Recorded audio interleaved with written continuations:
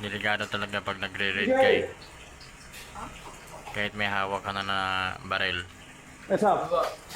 Drop the Kahit fucking kutsilyo lang, lumalaban pa rin talaga eh. Total footage to ng isang raid sa ibang bansa. Kita nyo. Kaya dapat talaga sa mga pulis natin, especially sa security, kailangan talaga magaling ka rin talaga dapat sa baril o sa kamay.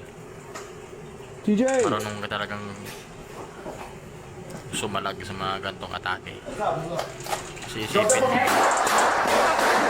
kahit na Shots fired. Shots fired. alam niya Borders, you okay? Borders, you okay?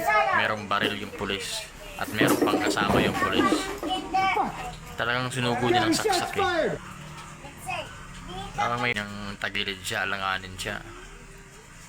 Talagang sasaksakin niya talaga yung pulis eh. Kaya sa mga 5'9" dyan, kailangan talaga doble ingat at alerto. Kasi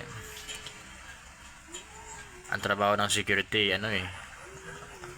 sisitahin mo yung mga unusual na event, incident na nangyayari dyan sa binabantayan mo. Kaya huwag pakapanti talaga. Kaya dapat talaga sa mga 5'9", marunong talaga sa kamay, marunong talaga sa sumalag. Tingnan nyo yan, no?